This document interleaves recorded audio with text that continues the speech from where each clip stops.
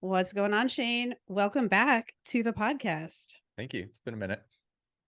It has been 7 years of a minute since you were last on this Well, I'm podcast. I'm honored to be such a reliable guest that you bring me back just time and time again. Hey, I'll put you on blast here and say I've been wanting to get you back on the show. We just haven't been able to like get our times to cross over and everything, but I never gave up. To be fair, I think the reason that this didn't happen sooner is I'm pretty sure last time you gave me the link to book and I just didn't follow through on clicking it. So it's All probably on good. me that it didn't It's happen sooner. it's all good, like we live in the same city basically, Yeah. and couldn't manage to track each other down. But the thing that I love about our worlds is that they always seem to kind of like diverge and then come back together and Yeah. diverge and come back together. And yeah, the last time you were on the podcast was May 10th, 2016. Whoa. I did That's a I whole didn't I minute. didn't I didn't have children then. I have two of them now. Yeah. Yeah, exactly. So a Wow. lot has changed, but a lot is still the same, Yeah. including your passion in what you're doing in the world, which we'll talk about for sure. But for the dear listeners who don't know, Shane and I know each other from where? CrossFit. CrossFit. Back in Yeah, the day. back in the day. And Oh I learned geez. I learned how to row poorly, but still, learned as much rowing technique as I possibly could from you. Yeah. And I say poorly because I am all of 5'3", Yeah. and there's only Osmosis. It was there's only so much osmosis. you can do Yeah. when you're 5'3". But really, truly, every time I have a chance to hop on an erg, I think of you and the tips that you coached us through and all the things that I learned from you. And there's a secret part of my brain that's like Shane would be looking at this right now. He'd be judging what's Always going on. watching, always Always judging. always watching. So but yeah, it's cool to have you back on the show and really talk about, I think, one of the cool things that's on people's minds now more, although it's not anything new, which is cardio. No, yeah. Oh, that thing called cardio. So I'm sure we'll get into like strength and cardio and rowing and all that great stuff. But give the good listeners a little bit of your story, a little bit of your background. How did you end up here with, by the way, this like crazy successful YouTube channel and spreading the love of rowing all over the world? How did you get here? Yes, I stumbled into rowing as a sport in college. I was a walk-on. Dude across the hall had been recruited, brought me out. I fell in love. We had this magical 4-year journey as a tiny collegiate team that just like happened to make it to the national championships, and even did pretty well at the national championships. And so it was this kind of like Cinderella story, or if you could call it a dark horse story, I would. uh we had like nobody that believed in us. We were too small of a school to succeed, and yet we figured out a way. And then through that journey was introduced to CrossFit as our strength training in our collegiate strength and conditioning facility. And this is the early days. So I was in school 05 to 09, so like before CrossFit was cool, we were doing it. Came out, didn't have a future in rowing, and stumbled into a CrossFit gym, which just happened to be where we met, Invictus. And it had been open about 6 months at that point. I jumped in. I was like, oh, this is like CrossFit in the wild. This is cool. I'd never seen it outside of this school, and fell in love with that really quickly. Competed my first year, went out, fell in love with the competition aspect of it, got onto the team, went to the CrossFit games 10, 11, 12, and 13. I counted 5 on my hand, but that was only 4 years. And then in that journey realized, oh, there's a ton of rowing being used, but nobody knows how to do it. And so just kind of like, hey, could I help teach some of the people in the gym? Got the green light. That seemed to work out. I loved it.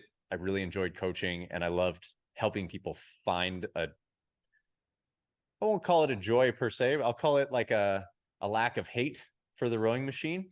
That kind of became something I became passionate about. Started putting on my own seminars, got hired by Concept 2, the company that makes all of these.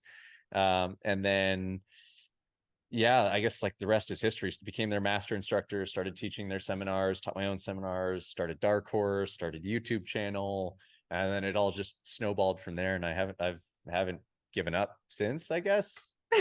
Maybe, yeah, I just have like, I refuse to quit basically. And here we are.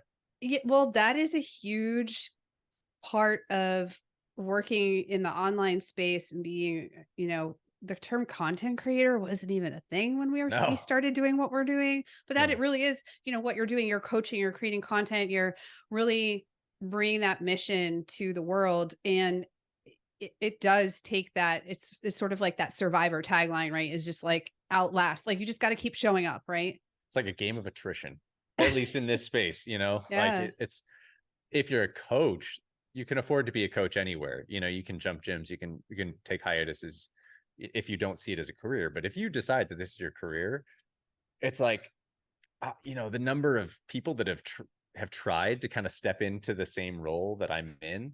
Um, I've lost count with the number of people who like came in very briefly. Maybe they lasted a year, maybe two. The longest was like 3 years. And then they just kind of like fade away because it's attrition. It's just, you have to like figure it out every single day. And it always evolves. Like it's never the same thing. This is not the same game that it was when we both started. Hell to the no, hell to the No. no. One of my friends and sort of professors in jujitsu was asking me some questions a few years ago about how did I get started on social media? And I was like, look, you just he's like, you must have it all figured out by now. And I was like, no, because the everything continues to shift Every day, under every our single feet. day. And it's funny because so many people are like, I'd love to come like shadow what you do. And like, it's amazing. Like, how did you crack the code on like YouTube? I'm like, I still haven't cracked the code. I mean, I got to where I was just because I'm here because everybody else quit and I Mm, just kept going. At no point have I ever had a viral hit. Like nobody cares, it's the thing that has like really built us is just the fact that I started doing workouts and a bunch of people love to have workouts to follow along to. yeah. Um, so like of the things that could, if you could call them even close to viral, which I wouldn't, those are the things that got us here. And that was like my tertiary goal of mine, was to put out those workouts. I just kind of did it. It wasn't really the target. I'm a coach, not like a cheerleader. Well, I think you're really great at what you do, because a coach isn't just a cheerleader. Yes. It's easy to cheerlead. It's Yeah. a whole different depth and skill set to say, I know what are the things that people need the most help with in their rowing technique, like the mindsets, things that they stumble with, just how I'm going to help athletes progress in that way that's going to take them step by step and not overshoot where they are now, and help them build longevity with this pursuit. And so I think you do all that stuff really, really well. I'm curious what you think I kind of pull back and I think about my experience with Olympic weightlifting and coaching in Olympic weightlifting, and, going to Coach B's house when like nobody was Olympic weightlifting, Yeah. and how it sort of created this surge in people learning how to snatch and clean and jerk that maybe never would have experienced that. I'm curious what you think, and what you think the parallel is, if any, with rowing and sort of CrossFit. Like, did that help people get interested in rowing? Did it take that community and grow it at all? And sort of it's taken on a life of its own. What are your thoughts on that? I would say CrossFit probably deserves a lot of credit for almost like saving indoor rowing as a sport. I think indoor rowing was definitely it was a whimper before CrossFit came along. It was like this, the passionate few in the world of rowing who were rowers and identified as rowers, who would like come together to crush themselves on the erg and race and compete. But that was just for fun, and it was because they loved rowing. But as far as the industry, like buying and selling rowing machines and people having them, it was a dust collector, for a lot of people. And I think it didn't have a whole lot of respect. So I give CrossFit a lot of credit. When we first started, you could go on Facebook Marketplace and find a used rower for like $200. Now you take a rower, use it for 5 years, resell it for $100 less than you bought it for. Hmm. Like the used marketplace is a reflection, I think, of the popularity of indoor rowing as a result of the growth that we saw. So indoor rowing is having I don't know if it's a first coming or a second, but it's definitely having its moment in time. I think the thing that I've always landed on personally is I'll be here whether it's having its moment in time or not. And I think that part is, at the end of the day, if we draw parallels to CrossFit, I think the thing that CrossFit did globally for the fitness industry is it professionalized coaching in a way that had not been done before. We had seen plenty of NASM, ACE, the professional coaching certifications spitting out personal trainers and group fitness instructors. And that's a job. Personal training and group fitness, it's a job. You do it for a period of time until you figure out what you're going to do with your life. Coaching, though, is a career, and coaching before CrossFit, it feels as if it was pretty reserved for athletics. You were a coach of a specific sport and you coached, and you could make a career, albeit not a great one, but you could make a career coaching a sport, and you just rose the ranks through, a high school to a college to maybe professional. And that was kind of the way it would go. CrossFit really legitimized coaching, and I give a lot of credit to that for landing where I am, because if it hadn't been for that development, I never would have thought that it could be a career.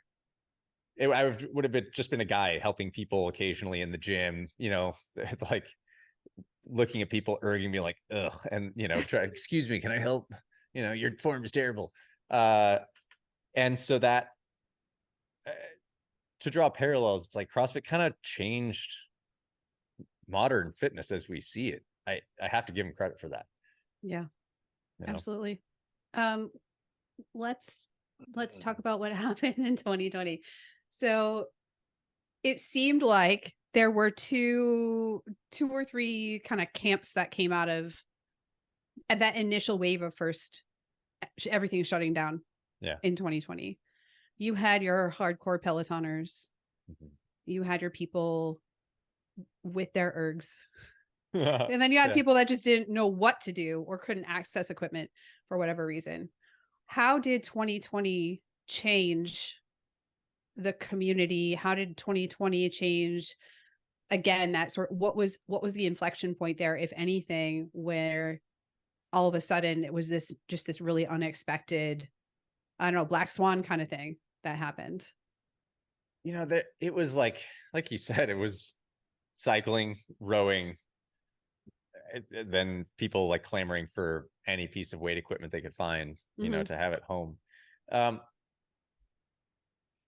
Man, I feel like that in and of itself is an entire hour's worth of podcast, because it did a few things. All of a sudden, I think people were a little bit bored, especially people with money, and they felt like it was a sure thing to just start dumping investment dollars into the space. And anybody who had a remote idea about what they wanted to do in this like virtual fitness space or home fitness space, I feel like we never really classified what the term was for like a person who works out, a home worker outer, like fitness at home, whatever that like ideal customer avatar is. But all of a sudden, like investment dollars got dumped in, and so all of a sudden, like innovation started to come into the space. But a lot of it was just attempting to capitalize on a flash in the pan moment, and we've definitely seen the fallout of that with companies who took on huge investment dollars. All of a sudden, like, oh, hold on, the projections that we had set are wildly inaccurate. It's like, well, yeah, because it's a temporary thing that wasn't going to last forever.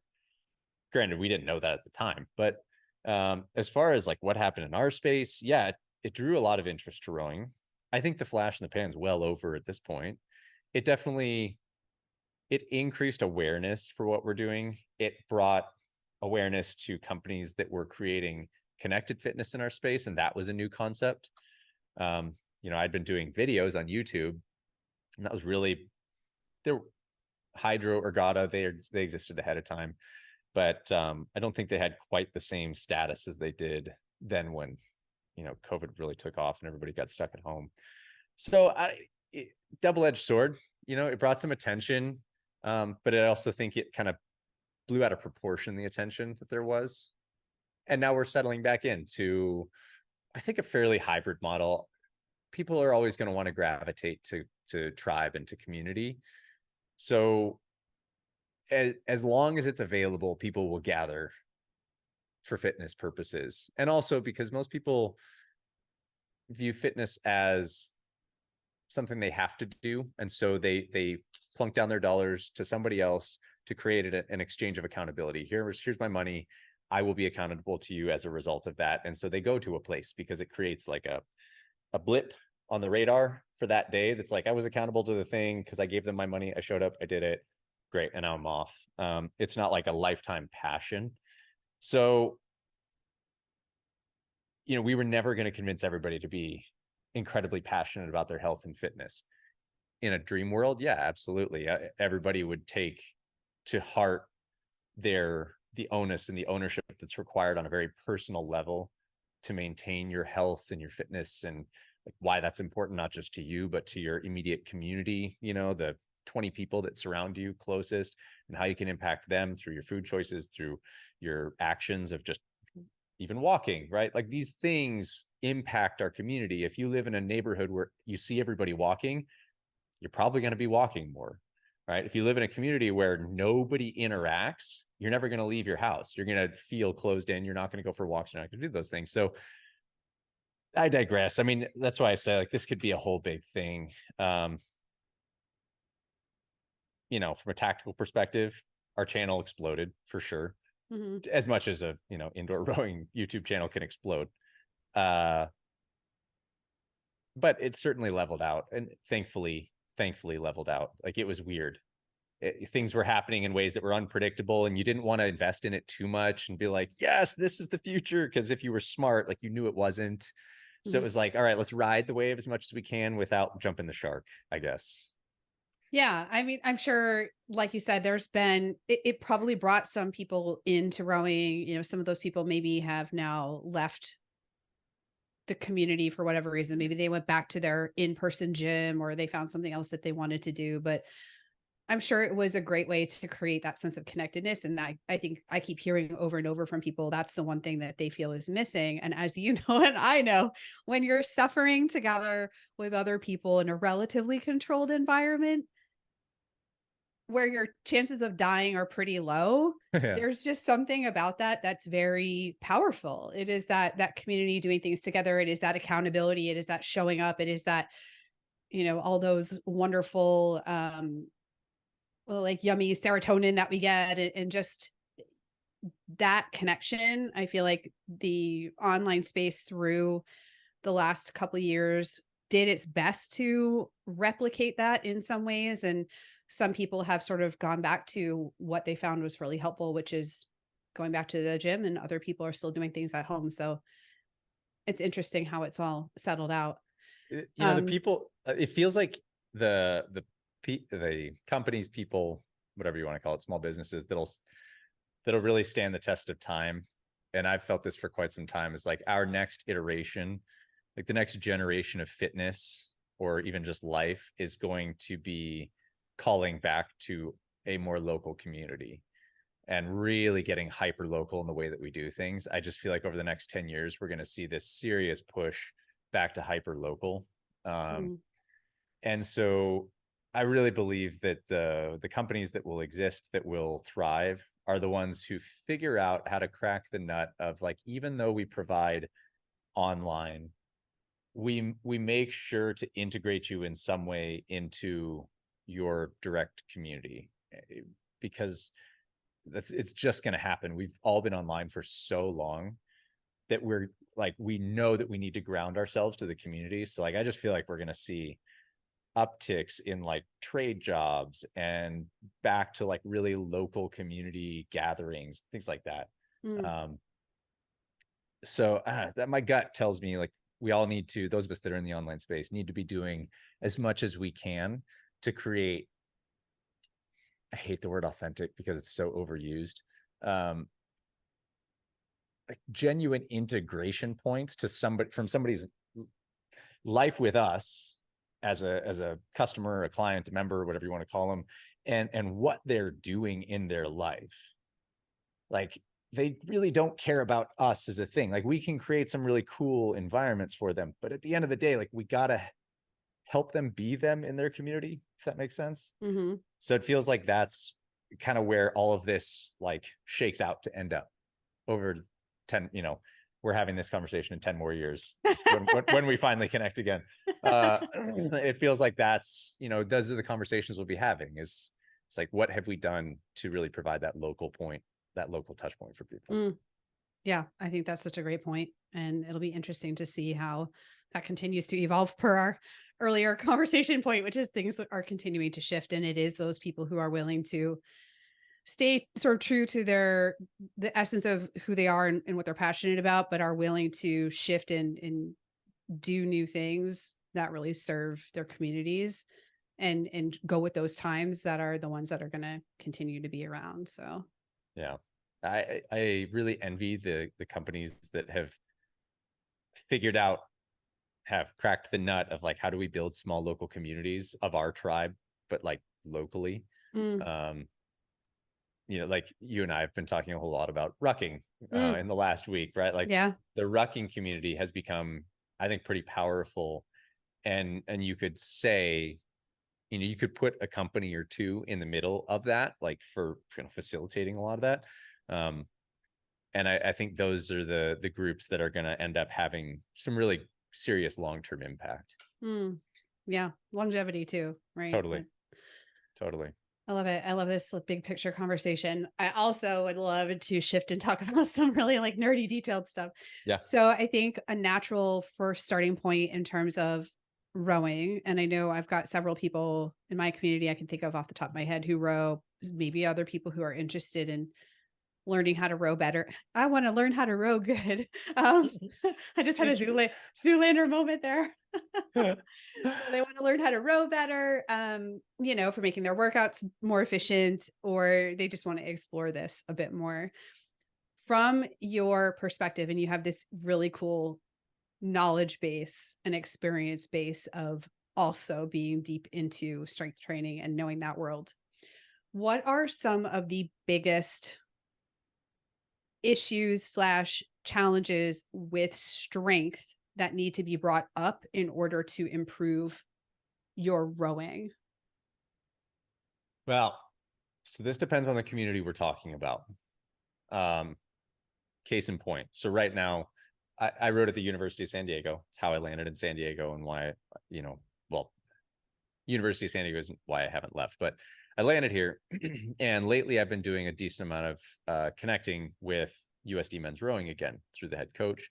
And last week, for example, on Wednesday, I went to the weight room on campus, met with one of the athletes who's been dealing with some like glute activation issues, and he's been having some like hip problems, and basically did like a biomechanics session with him for an hour. And then the next day went and actually lifted with the team in the weight room, which was super fun to like throw down with a bunch of 18-year-old collegiate rowers in the weight room. And so, if we look at that community, and this may not be the exact question we're asking because I know, but we share communities. I think there's a healthy amount of overlap in like the people that we talk to, but I want to address that side. Like in the world of rowing, there are immense gaps in strength and what's required in order to be a successful rower, because the historical tendencies of strength training and rowing are to emphasize the movement that is already being practiced. We're like doing more of the same through our strength training. But the benefit of strength training, I feel, in rowing is to offset the thing that we are doing repetitively over and over and over. One of the more common injuries in elite level rowing are broken ribs, and it's not from impact, it's from athletes breaking their own ribs under pressure, meaning they create so much thoracic pressure that over time they create rib fractures, and it's obviously sets you back. You can't row if you have a fractured or a broken rib. And the reason for that is because there's like so little serratus anterior development in those athletes. So little trunk strength is developed through strength training, because all we're doing is trying to get them to do low weight, high rep back squats for minutes at a time. Why? Because that looks exactly like the rowing stroke. We're just trying to develop like more quad capacity, right? Aerobic capacity under duress. Like that's what historic strength training has done. So my belief patterns come from the strength training world, from having done as much as we have in this space and understanding like we can complement what we're doing by offsetting the weaknesses of the rowers. What don't we do in the rowing stroke? Well, we certainly don't push, right? So there's this large need to develop push strength. We also don't do a lot of loaded hinging. Like, yes, the rowing stroke is a lot of hinging, right? But we don't do it under heavy load, meaning we don't develop good trunk strength enough to be able to relay whip through the hips. We get really good at being like lazy in the whipping open of the hips. So we need to emphasize and try and reinforce dynamic hip opening. We also need to be able to increase trunk thickness. So I'm a big fan of like heavy loaded carrying. I love odd objects for rowers because it forces us to get a little bit more dynamic. And we do need dynamic stability in rowing because, you know, our boats are V-shaped hulls and they're, you know, 1.5 to 2 feet wide. So they're very tippy. We do need dynamic stability, but we need to do that with greater load. So those are my beliefs on like strength training to reinforce rowing. Strength training to reinforce rowing for non-rowers, slightly different picture, right? Because when I'm talking to my group, your group, non-rowers in general, because that's like my sweet spot, that's what I prefer to work with, or non-rowers. I'm not trying to turn you into a rower. I'm trying to help you use rowing as an accessory to staying fit for life, GPP, general physical preparedness, right? So in that instance, we want to make sure we're mitigating pure volume on the erg. This comes to the right, like everybody's in love with zone 2 right now. Like it is, my YouTube homepage is filled with videos of everybody talking. I did zone 2 for 30 days. Here's what happened. And so like our objective, yes, can we create zone 2 work? 100%. It's a really great way of doing it. It's a very low risk scenario because we reduce impact. We also take gravity and fall out of the situation. So, and you're working with a large percentage of the body. There's kind of this like 80, I think it's 85 or 86% of the body is used in rowing, is this number that's thrown around. It's totally made up, but a large percentage of the body is used for rowing because it requires leg drive, hip swing, snap of the arms. So a lot is required, along with the kinesthetic benefits. The machine doesn't move you, you have to move yourself. So what do we need if we're a non-rower and we're trying to figure out how to use the rowing machine? Number one, we have to submit ourselves to the process of education. And that can be tough to do. But choosing to do that early on will be far and above the most impactful thing you can do. And it doesn't have to be this really rigid journey. You can just choose to say, like, I'm going to educate myself over time, but I'm going to commit to the process of educating myself. So it's not to supplant the workouts that you want to do on the rower, but it is choosing to spend 8 minutes running drills that you find through a coach, because rowing is a skill movement. Like, you wouldn't just throw somebody into jujitsu and be like, good luck.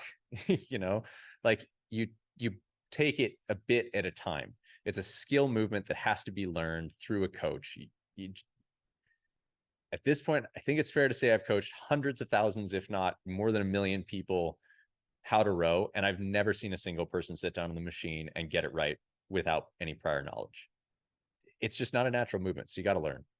So that's the biggest thing somebody can do to set themselves up for success.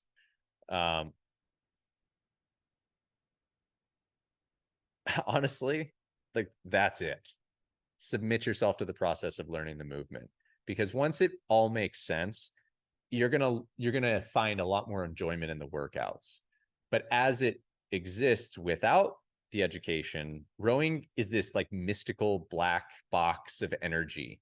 You put energy in, work comes out on the backside, but you don't really understand why, how, what you're doing. You're just kind of like throwing spaghetti at the wall, stuff gets done. And it's almost like 0 or 100. It's you're in first gear or fifth gear. Very few people find the middle ground. And the middle ground is what happens when you spend the time educating yourself. You're like, oh, got it. Here's how I get into third gear. And so I can do a much greater range of workouts, and I can choose what the outcome is going to be of the workout on any given day, because I know that I'm in control of what I'm doing.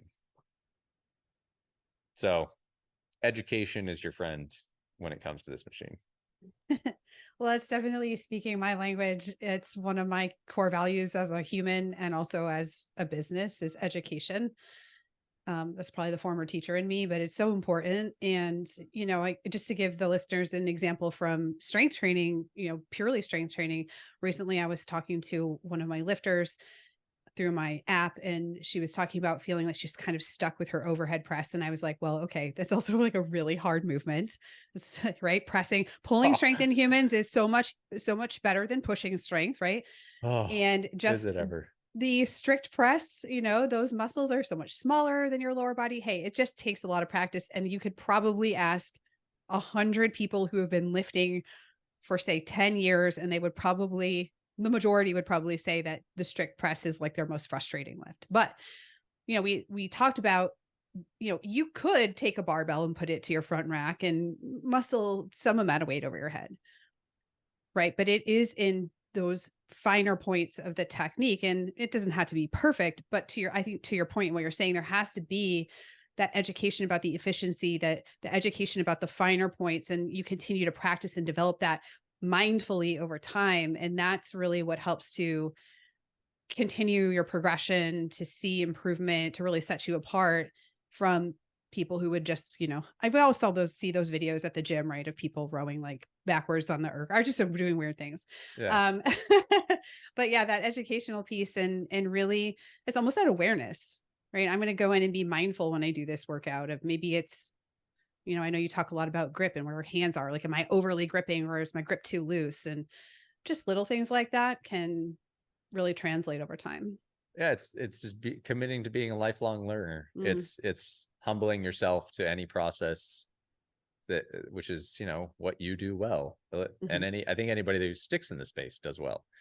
If you decide that fitness, and it's real, this like whole discussion gets interesting. It's like, when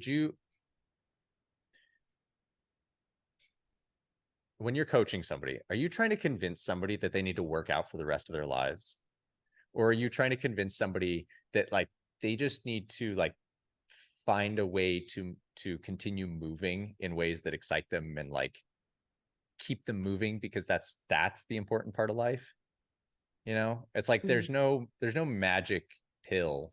There's no rowing isn't the greatest thing in the world, strength training isn't the greatest thing in the world. Like, they're all just a means to facilitate what the body is meant to do. Like, our bodies are machines. And so just submit yourself to the process of like agreeing with yourself that you're going to move in some way, shape, or form for the remainder of your life.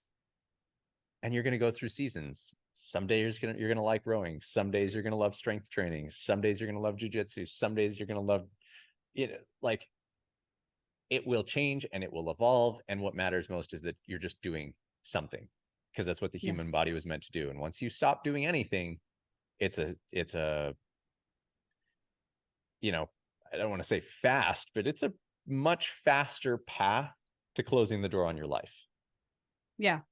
you know It just, things shift very quickly. And I think, we used to sort of have this idea that even if we're looking at things like muscle mass, that it was just this nice, like sloping decline. But now there are other models that talk about these punctuated events in life, right? So you get really sick, you have a surgery, you have something incredibly like traumatic or stressful happen. And now that muscle mass has just gone down pretty significantly in a fairly short amount of time.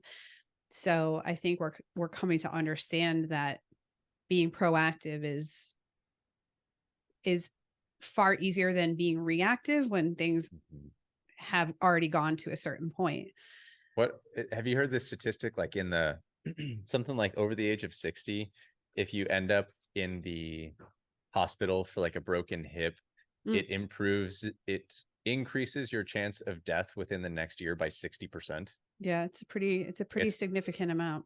because I'm probably butchering that statistic. It's something along those lines. I believe they pulled that from Peter Tia probably spouted that, but I mean, it's a stunning statistic. But if you've lived long enough and you've been around it, you've probably seen people who have had some kind of incident. They're older. It seems like it's not that big of a deal. They end up in the hospital for a thing, and then something catastrophic, which is seemingly unrelated, within a year's time happens, and you just watch them go from being like a vibrant human to like winding down their life in like a year's time. And you're like, what happened? Like a year ago, they were lively and like they were full of vibrancy and like everything was great. And then they had this like weird trip and fall event. And it was just like they never recovered from that. Yeah. It's wild. It's a pretty high number. You know, we weave in menopause and that acceleration in things like bone loss, the balance issues that we develop, and fall hazards like you brought up earlier. And yeah, I think the good news is like there are things that we can do. And so keeping people, you know, it's one thing to get kind of like, oh no, there's all these really scary statistics, but also say, hey, there's a lot that we can do. Right. And I know that earlier we were sort of talking about we were chatting about, you know, what kind of training we both do now. And I think you were mentioning doing a little bit less of the Metcon type workouts and a little bit more of, you know, strength training and cardio. Can you tell us sort of what your approach is now personally to weaving together these two very different forms of exercise that have distinct benefits, and what you tend to see work really well for the people in your community, the everyday people who want to be all around fit, who want to enjoy their lives, who want to get out there with their kids, their grandkids, live very fully and be very participatory in their life. And so they're coming to fitness for that reason. Yeah. Personally, I kind of just have split like strength training from aerobic, and I just kind of handle the two independently at this point. As long as I feel that some of the movements that I'm choosing keep me dynamically fit enough that I can kind of throw down anytime, so that if somebody does toss me some like really gross workout that they want to do that's like very CrossFit-y, I still feel good jumping into that and having fun with it. But that's by no means the majority. That's like once a month, maybe, I'm jumping into something like that. It's just fun. Like that's still in my soul. From like what I'm encouraging people to do, I really like that, of just splitting apart the two things, like hypertrophy training as well as just aerobic training. I do think there's a huge demand for like dynamic training of any kind, which is why I love like any striking sports or any combat sports. I think those things are fantastic. It's like the one area of my life that my fit life that I've never adventured into. And I've always said like, that's my next, whenever I decide that I'm ready to kind of sunset my existing training, like that's where I'll go next, because I've never explored that. I don't know what it's like to get punched in the face. And I feel like that's probably something I should know. Not And nice. yeah, I'm sure. But you don't know unless you know, right? Once you know that it doesn't feel nice, like you have a better ability to adapt and to respond to it. What I encourage people to do is to look at GPP fitness from a perspective of like, are you receiving enough balance of all elements in the way that you train? Are you moving weight? Are you creating torque and torsion on your bones and through your muscles? Are you getting aerobic fitness out of it? And are you getting in the blend that works for you? So, we have an app launching December 1st. We're going through November right now, which is, I think it's our 5th year doing it. It's super fun. We have thousands of people do it, and we just send out a free rowing workout every single day for the month. So the goal is like, can you row for 30 days straight? It's a big ask, right? But a lot of people try to jump into it. December 1st, our new app goes live and actually like available for purchase. Right now it's free for everybody. But in that, our primary track is a GPP track. It's not just rowing. It's a split of 3 days a week of rowing workouts, 2 days a week of GPP, off machine and on machine.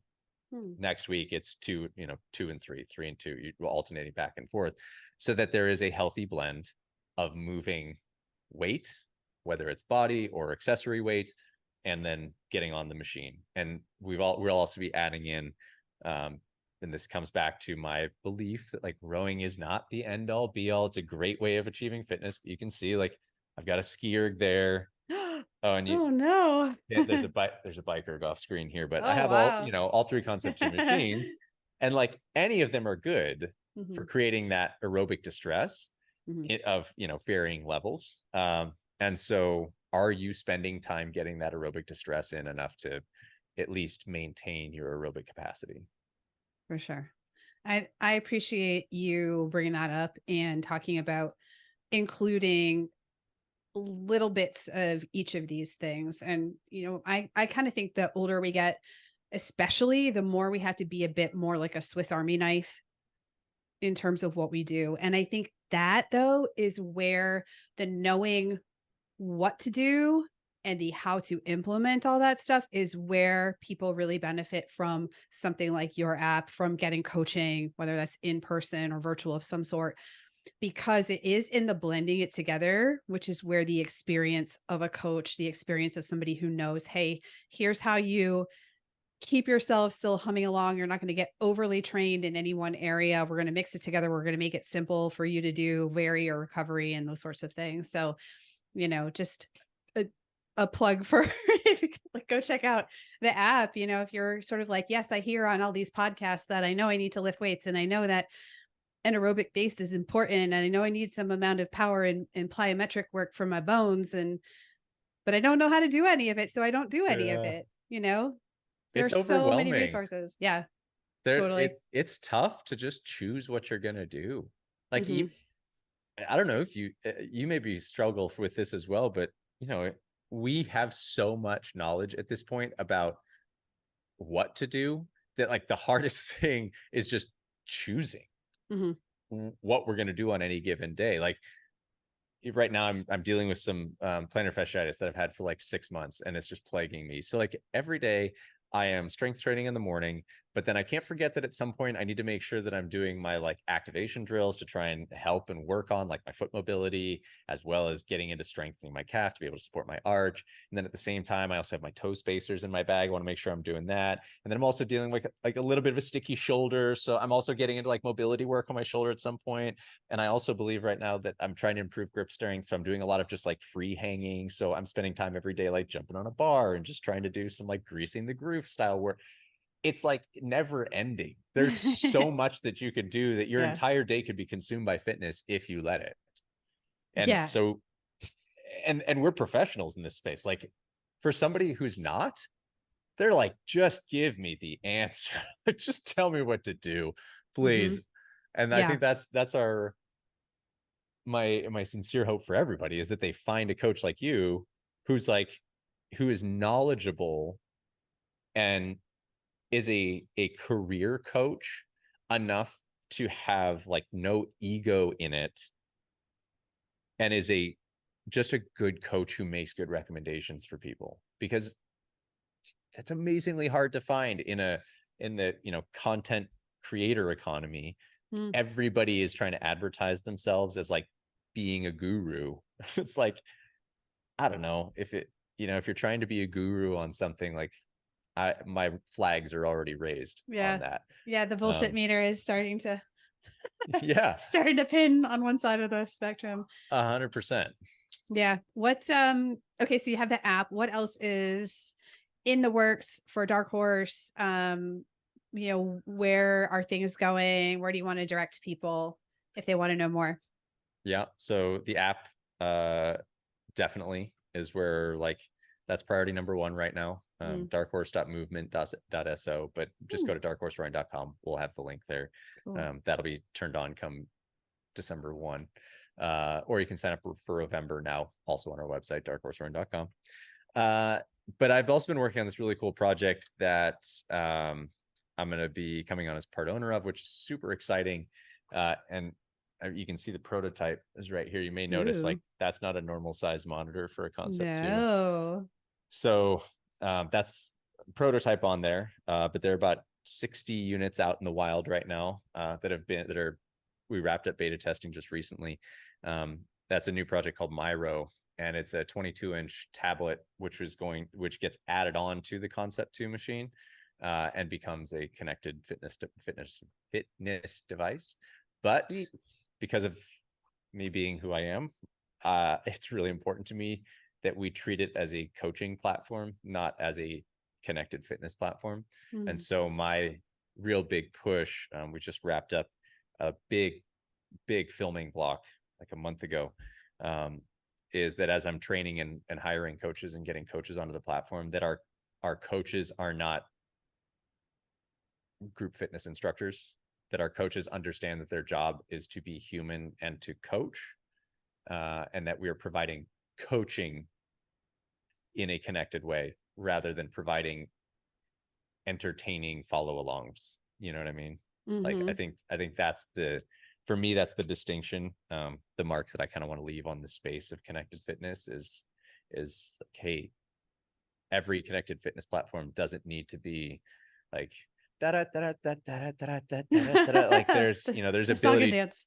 Yeah, there's real ability to deliver value through coaching that doesn't just turn every coach into like a DJ, that's just like creating a playlist, looks pretty, and then you can put them on camera. Like it means something to be a coach, and developing coaches is like probably my real passion at the end of the day, because through that, we know that we can have a greater impact. We know that if we develop 10 great coaches, that's like, there's this really great quote that I heard recently, is like, for every person that you interact with and you have a good experience with, is like your soul rubbing off onto that person into some small way. And that the way that we live on isn't through, perhaps it's through the stories that are told, but those die off within a single generation. Like you rub off in some small way with your interaction with somebody, and that passes on to the people that they get to interact with, and the people that they interact with then pass that on to their kids and to the next generation. Like every little bit of interaction that you get to have with somebody is an opportunity to live on, right? In whatever way you do, through the positivity and the love that you bring into somebody's life. So I don't know, I guess at the end of the day, like that's my ultimate goal with coaching, is like, how can I create positive change through the people that choose to come and interact with me and what I'm doing. Damn, Shane, you got me all like, who's cutting onions in here? It's seriously, I appreciate hearing that, and it's so refreshing and lovely to hear from other people like yourself who have that passion in that mission and want to make that impact in that way.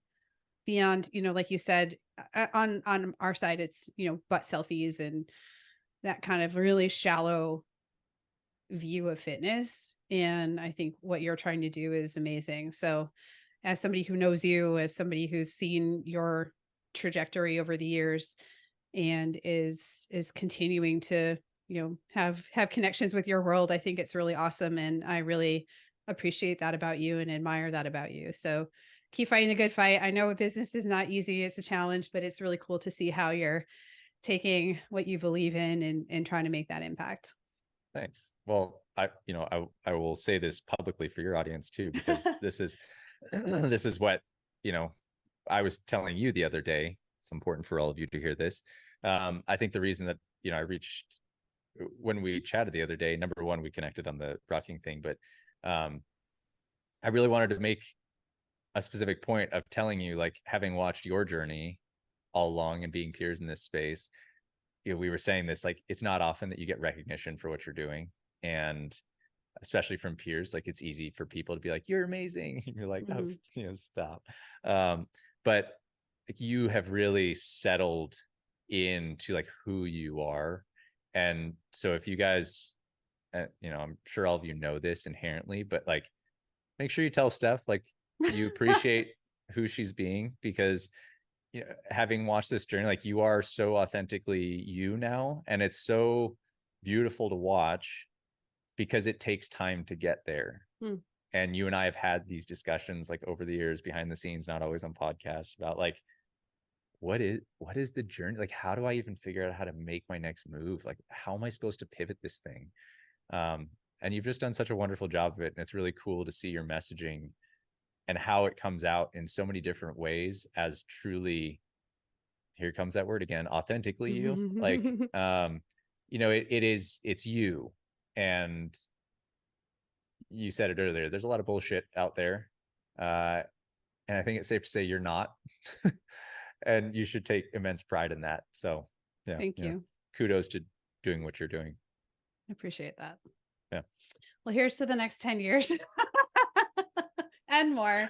Yeah. Oh my gosh, this has been so great to chat with you. Of course, all things rowing and bring those resources to people yet again, but also just to connect on a business level and a human level.